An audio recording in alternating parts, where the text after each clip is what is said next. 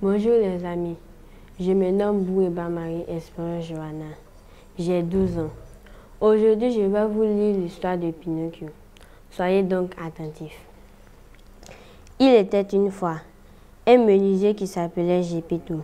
Mais le vieil homme, très habile de ses mains, se sentait bien seul.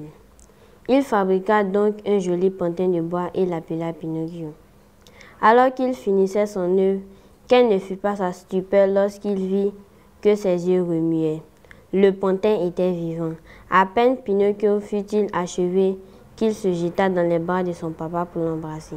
Très heureux, le menuisier lui confectionna des habits et lui donna des livres de classe. Et dès le lendemain, le jeune pantin prit la route des écoliers.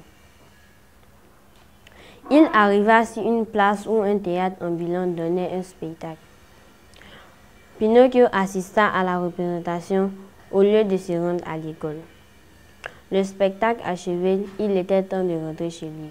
Au détour d'un chemin, il trouva 5 pièces d'or sur le sol. Quelle chance, se dit-il. Je vais pouvoir le rapporter à mon papa.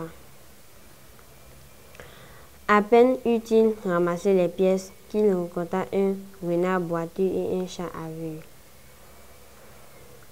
Quelle belle pièce d'or tu as là, dit le renard. Je connais le moyen de doubler ta fortune. Suis-moi au pays des Nigauds. Nous te montrerons le champ des miracles.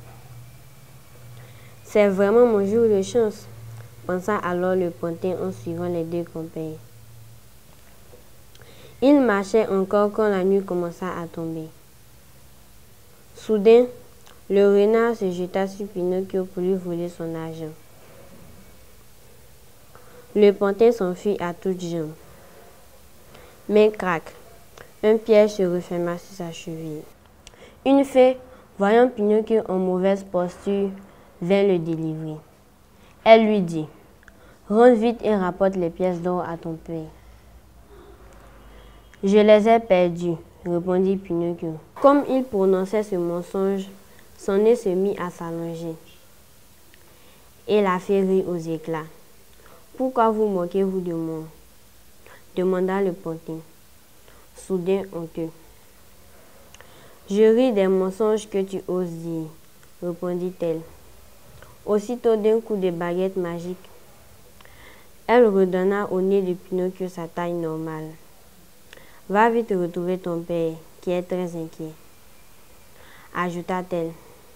Repenti, Pinocchio décida de devenir un brave garçon. La fée, qui avait entendu Pinocchio, lui expliqua que son père, parti sur ses traces, avait fabriqué une barque pour le chercher de l'autre côté de l'océan.